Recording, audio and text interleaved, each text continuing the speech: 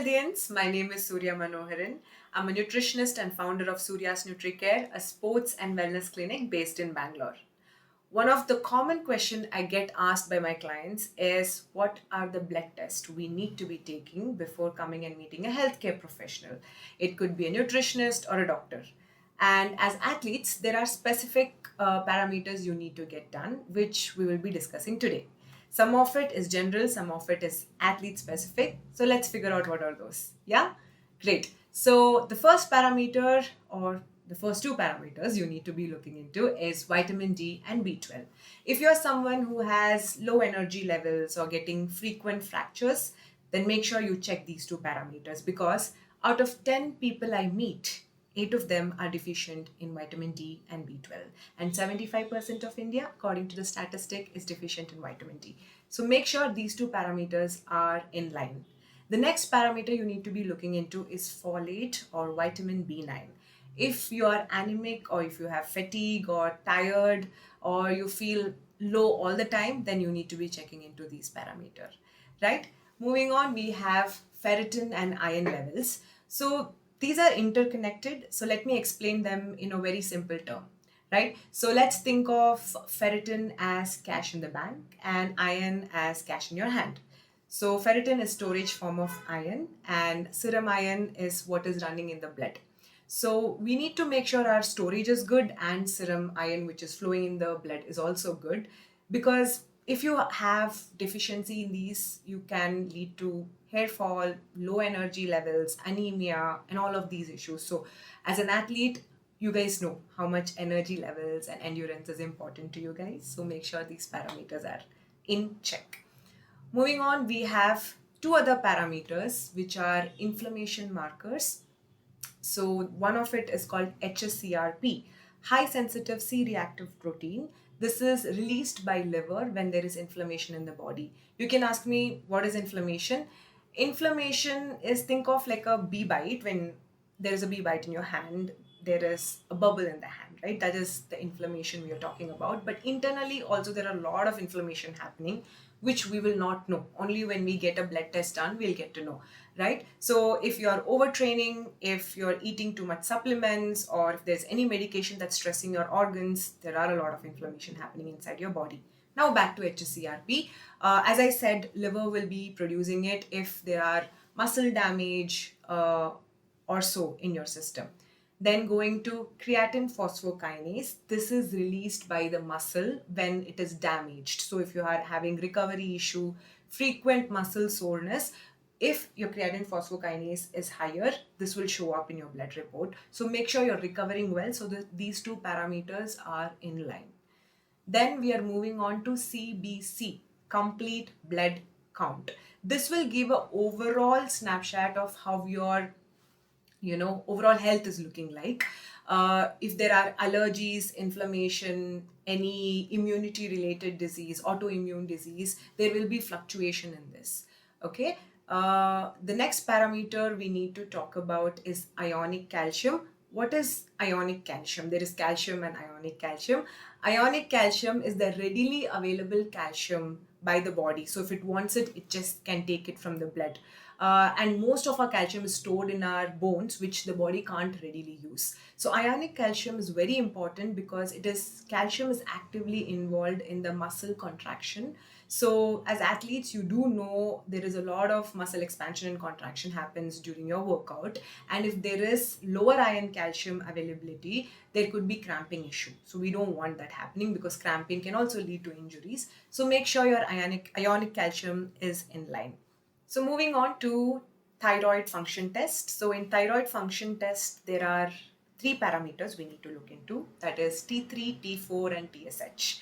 So if there are imbalances in these parameters, there could be sudden weight changes. So it could be weight gain or weight loss and your performance could drop down. And because this is actively involved in metabolism, your energy levels can fluctuate if there are issues in these parameters. Next is kidney function test. So again, there are a list of parameters in kidney function test. But since I'm talking for athletes in specific, we athletes, as because of the training, we take high protein, overtraining can happen, you guys might not fuel yourself well, which is something common I see, there could be issues to kidney. If your creatinine levels are low, that means you're dehydrated. Your kidneys are being stressed because it's not getting enough fluid.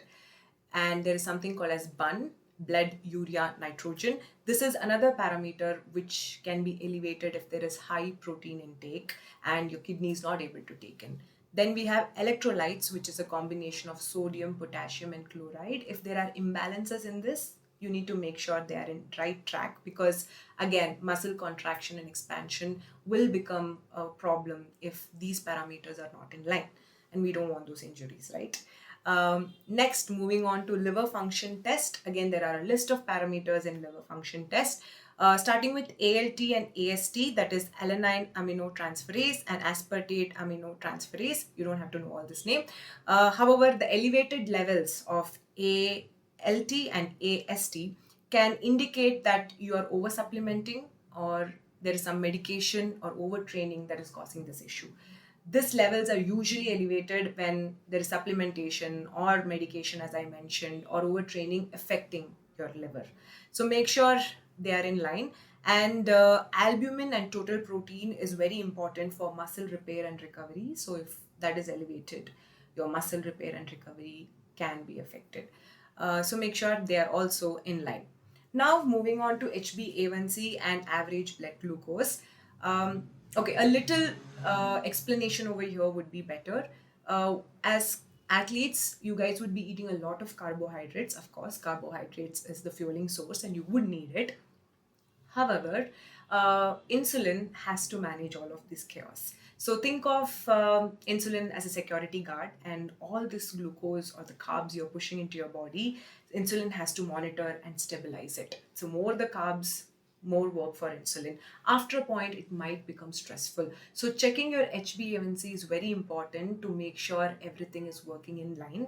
And just get your average blood glucose and HbA1c to know that, okay, the carbohydrates are used in the right way, and there is no problem with pre-diabetes or diabetes in those line. And you guys know India is capital of diabetes, so we might be inheriting from our parents also. Make sure your HbA1c is in track.